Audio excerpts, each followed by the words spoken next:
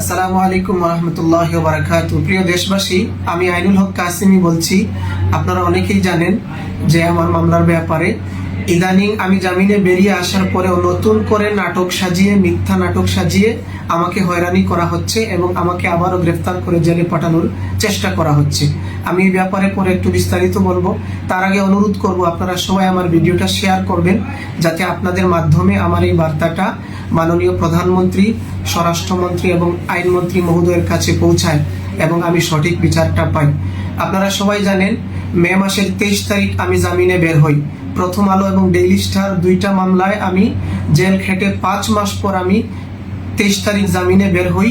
20 তারিখ আমার জামিনটা হয়, 3 দিন পর 23 তারিখ বের হই। বের হবার পর আমি এই মাসের চলতি জুন মাসের 7 এবং 8 তারিখ প্রথম আলো এবং ডেইলি স্টারের যথাক্রমে দুইটার হাজিরা আমি দেই এবং আগামী হাজিরার ডেট হলো আমার জুলাই মাসের 8 এবং 12 তারিখ। কিন্তু এর ভিতরেই শুনতে পাচ্ছি যে আমার নাকি 17 মে হাজিরা মিস হয়েছে জামিন পাওয়ার পর, এবং সেই হাজিরায় অনুপস্থিত থাকার অজুহাত দেখিয়ে আমার নামে ওয়ারেন্ট জারি করা হচ্ছে। তো আমি যখন জেলখানায় ছিলাম, জেল থেকে গুরুত্বের সাথে প্রত্যেক বন্দীকে প্রিজন ভ্যানে করে এনে হাজিরা দেওয়া হয়। হ্যাঁ, সেই আমার হাজিরাটা মিস হয় কিভাবে, আমি এটা আপনাদেরকে জানিয়ে রাখতে চাচ্ছি, যাতে আপনাদের মাধ্যমে এটা সরকারের উপর মহলের কাছে পৌঁছায় এবং আমি ন্যায় বিচার পাই।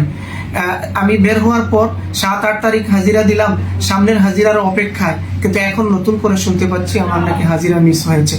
আপনারা সবাই জানেন, প্রথম আলো ডেইলি স্টারের হামলার সাথে আমার ন্যূনতম কোনো সম্পর্ক নেই। হ্যাঁ, আমি বাংলাদেশের একজন স্বাধীন নাগরিক, আমার মত প্রকাশের স্বাধীনতা রয়েছে। এজন্য ওই হামলার অনেক পরে ফেসবুক থেকে কালেক্টেড করা একটা ছবি দিয়ে আমি একটা ক্যাপশন লাগিয়ে আমার ফেসবুক থেকে একটা পোস্ট শেয়ার হয়েছিল। সেটা কোনো উস্কানিমূলক ছিল না, সেটা কোনো ইন্ধন ছিল না, এটা মত প্রকাশের জায়গা থেকে একটু মত প্রকাশ ছিল, যেটা কোনো মারাত্মক পুষ্ট ছিল না। কিন্তু সেইটাকে কেন্দ্র করে আমাকে গ্রেফতার করা হয়েছে, জিজ্ঞাসাবাদের নামে তুলে নিয়ে যাওয়া হয়েছে, এমনকি আমাকে পরে ডেইলি স্টারের মামলায় গ্রেফতার দেখানো হয়েছে। এবং এরপরে এই মামলার জামিন পাওয়ার আগেই আবার আমাকে পিডব্লিউ দিয়ে প্রথম আলোর মামলায় ফাঁসিয়ে দেওয়া হয়েছে। এখন আবার আমি দুইটা মামলার জামিন নিয়ে আসার পরও আমাকে হয়রানি করা হচ্ছে। এখন প্রথম আলো ডেইলি স্টারের প্রায় সব বন্দি জামিন পেয়ে চলে আসার পর আমি একজন মাওলানা, আমার পিছনে কেন এত কিছু? এজন্য আমি অনুরোধ করব আপনারা বেশি বেশি করে শেয়ার করবেন, যাতে আমি প্রধানমন্ত্রী এবং স্বরাষ্ট্রমন্ত্রী, আইনমন্ত্রী মহোদয়দের দৃষ্টি আকর্ষণ করতে পারি এবং তাদের কাছে আমি বিচার চাই।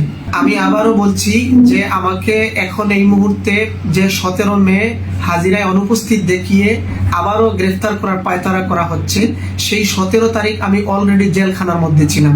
অর্থাৎ ডেইলি স্টারের জামিন পাওয়ার পরেও প্রথম আলোর জামিন বাকি ছিল। সেই 17 তারিখ আমি জামিন পাই নাই, আমি তখনও কারাবন্দী। এরপরে 20 তারিখ আমি জামিন পেয়েছি এবং 23 তারিখ বেরিয়েছি। আমি জেলখানায় থাকা অবস্থায়, আমি জামিন না পাওয়া অবস্থায় আমি কিভাবে হাজিরা মিস করতে পারি, এটা আপনাদেরকে জানিয়ে রাখলাম।